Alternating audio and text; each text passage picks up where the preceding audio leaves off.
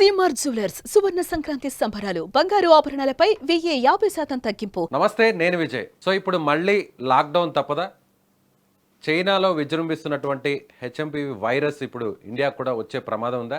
వస్తే ఎలాంటి విధ్వంసం జరిగే అవకాశం ఉంది? అసలు దీని గురించి మనం భయపడాల్సిన పరిస్థితి ఉంటుందా లేదా? దీని గురించి లైవ్ కాల్లో మనతో పాటు మాట్లాడడానికి ప్రముఖ శ్వాసకోశ వైద్య నిపుణులు విష్ణురావు గారు ఉన్నారు. సార్ నమస్తే. నమస్కారం అండి. సార్, నిజంగా అంటే కరోనా లాంటి ప్రమాదాన్ని ఇది సృష్టించే అవకాశం ఉందంటారా ఈ వైరస్? లేదండి, ఇది already known virus.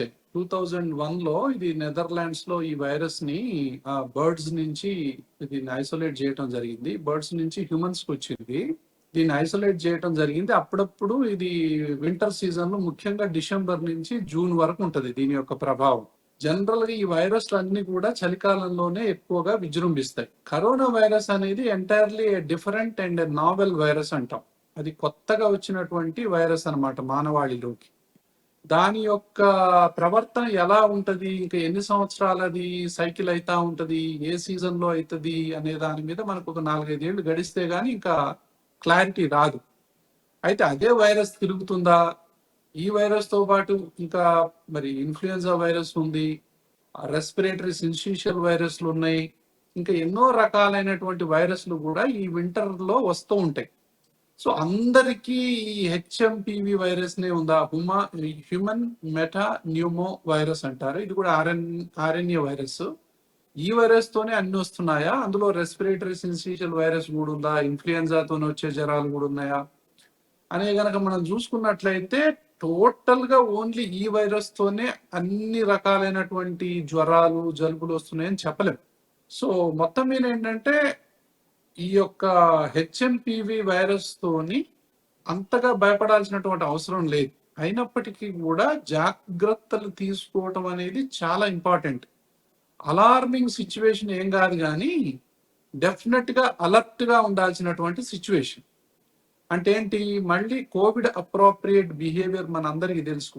Same Covid లక్షణాలే ఉంటాయి ఇందులో కూడా. అంటే మెల్లగా ఆ వైరస్ బాడీలోకి ఎంటర్ అయిన తర్వాత ఒక 3 నుంచి 4-5 రోజుల మధ్యలో మెల్లగా వైరస్ లక్షణాలే, అంటే జలుబు చేయటం, ముక్కు దిబ్బడేయటం, గొంతు కొంచెం గరగర అంటం, ఒళ్ళు నొప్పులు రావటం, ఫీవర్ ఉండటం, హెడేక్ ఉండటం, కొంచెం అంత నీరసంగా ఉండటం, బలహీనంగా ఉండటం, ఈ చేత కాకపోవటం, ఈ లక్షణాలన్నీ అన్ని వైరస్లలో ఈ లక్షణాలే ఉంటాయి. సో దీంట్లో కూడా ఆ లక్షణాలే ఉంటాయి. అంటుకునే విధానం కూడా మనిషి నుంచి మనిషికి అంటుకునే విధానం కూడా సేమ్ కరోనా వైరస్ లాగానే, అంటే రెస్పిరేటరీ డ్రాప్లెట్స్ ద్వారా, అంటే ఎవరైనా దగ్గినప్పుడు ఆ తుంపర్ల ద్వారానే మన లోపలికి ఎంటర్ అవుతుంది. దాని తర్వాత ఏదన్నా ముట్టుకొని మళ్ళీ మనం ఇట్లా ఇట్లా తుడుచుకుంటేనో లేకపోతే కళ్ళు తుడుచుకుంటేనో అట్లా కూడా వచ్చేటటువంటి అవకాశాలు ఉంటాయి.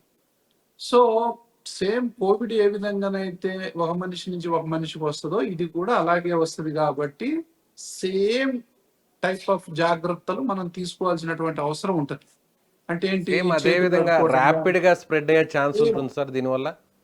అంటే ర్యాపిడ్ గా స్ప్రెడ్ అవుతుందని చెప్పి ఏ వైరస్ అయినా కూడా చాలా ర్యాపిడ్ గా స్ప్రెడ్ అవుతుంది. అది ఇది ముఖ్యంగా ఏంటంటే కరోనా వైరస్ కు దీనికి తేడా ఏంటంటే, కరోనా వైరస్ అసలు 2 సంవత్సరాల పిల్లలకు పెద్దగా వచ్చేది కాదు, చిన్నపిల్లల్లో పెద్దగా వచ్చేది కాదు, 12 సంవత్సరాల పిల్లల్లో. కానీ ఇది మెయిన్ గా ఎఫెక్ట్ అయ్యేది మాత్రం చిన్నపిల్లలే. ముఖ్యంగా 2 సంవత్సరాల పిల్లల్లోనే ఎక్కువగా ఎఫెక్ట్ అవుతుంది. ఇది ఒకటి ఎక్స్ట్రీమ్స్ ఆఫ్ ఏజ్ గ్రూప్స్ అంటాం. తర్వాత మోర్ దాన్ 65 ఇయర్స్ ఉన్న వాళ్ళల్లో ఆల్రెడీ కొన్ని జబ్బులు ఉంటాయి కదా, బీపీ ఉండొచ్చు, షుగర్ ఉండొచ్చు, గుండె జబ్బులు ఉండొచ్చు, దాని తర్వాత కిడ్నీ జబ్బులు ఉండొచ్చు, క్యాన్సర్ ఉండొచ్చు, తర్వాత ఇమ్యూనో సప్రెసివ్ ఇమ్యూనిటీకి సంబంధించిన జబ్బులు ఉండొచ్చు, ఎన్నో రకాలైనటువంటి కొమార్బిడిటీస్, ఆల్రెడీ ఎగ్జిస్టింగ్ డిసీజెస్ ఉంటాయి. లంగ్స్ కు సంబంధించి సిఓపిడి ఉండొచ్చు, ఆస్తమా ఉండొచ్చు, బ్రాంకైటిస్ ఉండొచ్చు.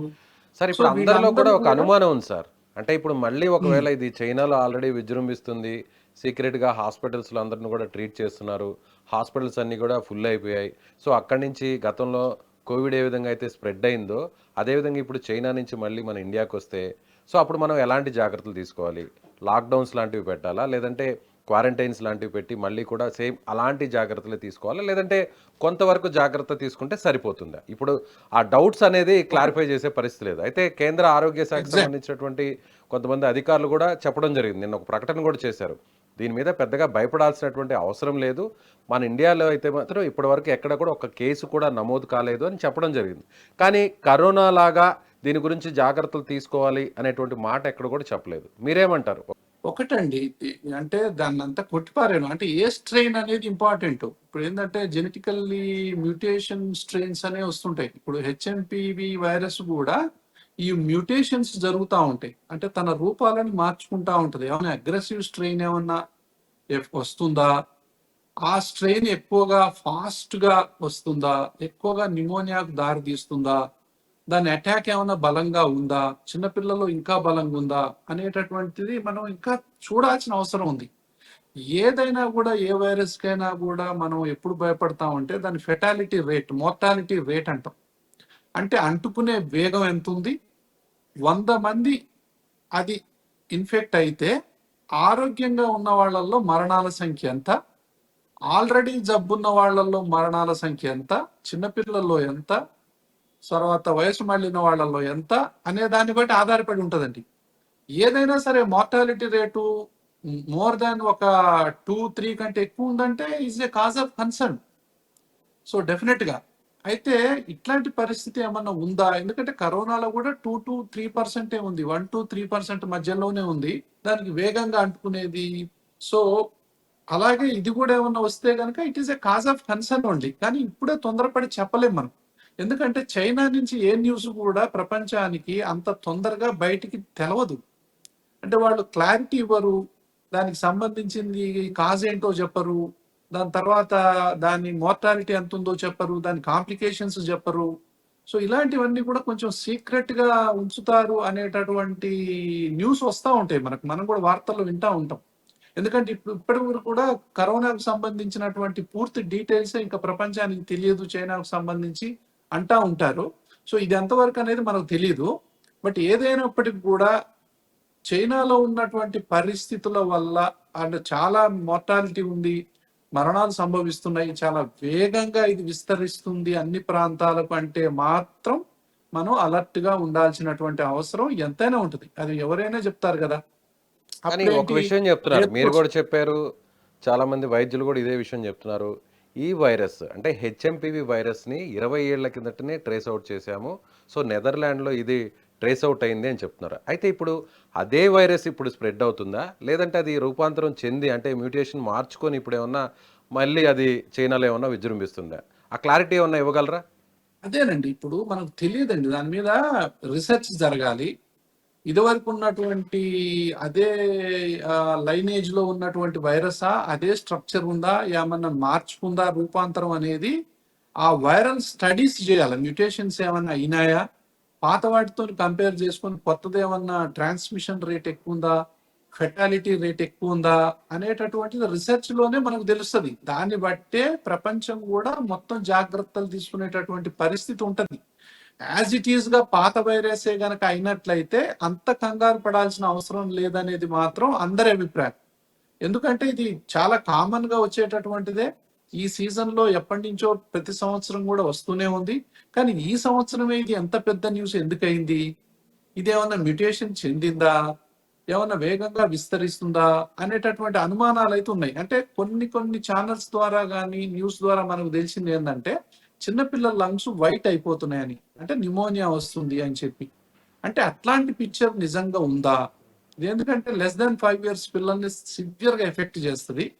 సో మనం తీసుకోవాల్సినటువంటి జాగ్రత్తలు ఏంటంటే జనరల్ గా మాస్క్ పెట్టుకోవటం అనేది, చేతులు కడుక్కోవటం అనేది, హెవీ రష్ ఉన్న కాడికి, గ్యాదరింగ్స్ ఉన్న కాడికి, ఫంక్షన్స్ కాడికి, ప్రయాణాలు అంటే ఇలాంటివి మాత్రం మనం కంపల్సరీగా కొంచెం అంటే ఇప్పటి నుంచే ఇది ఒక చేయాలంటారా, సిచ్యువేషన్. లేదంటే ఆ వైరస్ మన ఖచ్చితంగానండి. ఇండియాలో ట్రేస్ అవుట్ అయిన తర్వాత అలాంటి జాగ్రత్తలు తీసుకోవాలా, లేదంటే ఇప్పటి నుంచే ఇప్పుడు అలాంటి మనకు జాగ్రత్తలు తీసుకోవాలా? అంటే హ్యూమన్ మెటా న్యూమో వైరస్ అనేది ఎవరు వైరల్ కల్చర్స్ చేస్తారండి? జనరల్ గా వైరల్ ఫీవర్స్ వచ్చిన వాళ్ళందరికీ కూడా డాక్టర్స్ వైరల్ కల్చర్స్ ఏం చేయరు. ఎందుకంటే అంత పెద్ద సివియర్ కాదు కాబట్టి పెద్ద మెడిసిన్స్ కూడా ఏమి ఉండవు. వైరస్ కి ఈ వైరస్ కి పెద్ద మెడిసిన్స్ ఉండవు. అయితే మిగతా ఇన్ఫ్లుయెన్జా ఏ, బి, సి అనే వాటికి మాత్రం వ్యాక్సిన్ ఉంది.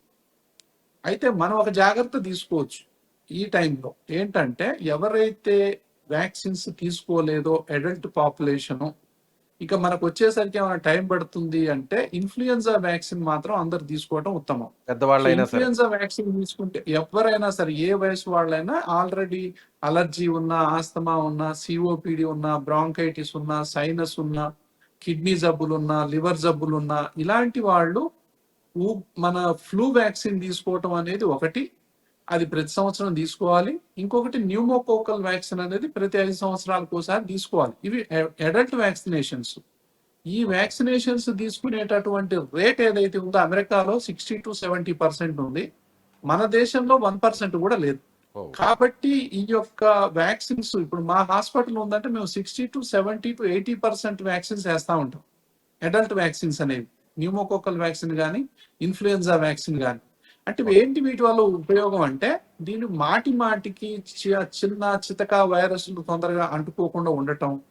ఒకవేళ వైరస్ వచ్చినా కూడా అది బ్యాక్టీరియల్ ఇన్ఫెక్షన్ అంటాం, సెకండరీ బ్యాక్టీరియల్ ఇన్ఫెక్షన్ కి గురి కాకుండా ఉండటం, అది సివియర్ నిమోనియాగా మారకుండా ఉండటం. ఆల్రెడీ జబ్బులు ఉన్న వాళ్ళల్లో ఏ వైరస్ వచ్చి ఇట్లా మనకు తగిలినా కూడా కింద పడే అవకాశం ఉంటుంది తొందరగా. అదే ఈ వ్యాక్సిన్ తీసుకున్న వాళ్ళలో ఏంటంటే ఊపిరితిత్తులు కొంచెం బలంగా ఉంటాయి, ఆ ఇన్ఫెక్షన్ ని రెసిస్ట్ చేసేటటువంటి కెపాసిటీ ఉంటుంది. ఆ నిమోనియాని, సెకండరీ బ్యాక్టీరియల్ నిమోనియా రాకుండా ఈ యొక్క వ్యాక్సిన్స్ అనేవి మనకు గోడ కట్టినట్టుగా, అంటే ఇంటి చుట్టూ ప్రహరీ కట్టినట్టుగా పనిచేస్తాయి.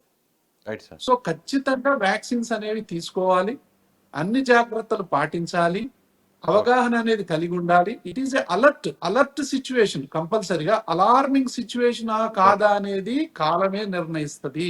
Right sir. కాబట్టి ఈ లోపల మనం తీసుకునేటటువంటి జాగ్రత్తలు మనందరం తీసుకోవాలి. Right sir. Thank you sir. Thank you so much. ఇది డాక్టర్ విష్ణురావు గారు చెప్తున్నట్టుగా ఖచ్చితంగా ఇప్పుడు ప్రస్తుతం వైరస్ ఏ స్టేజ్లో ఉందనేది ఇప్పటికిప్పుడు చెప్పలేము. ఒకవేళ కొన్ని అధ్యయనాలు చేసిన తర్వాతే దానికి సంబంధించినటువంటి పూర్తి డీటెయిల్స్ మీద మాట్లాడగలం. అయితే దీనికి సంబంధించి కూడా చిన్న వయసు నుంచి పెద్దవారు కూడా ఫ్లూకి సంబంధించినటువంటి వ్యాక్సిన్ ఇమీడియట్గా వేసుకోవడం చాలా మంచిదని ఆయన సూచిస్తున్నారు. Thank you so much.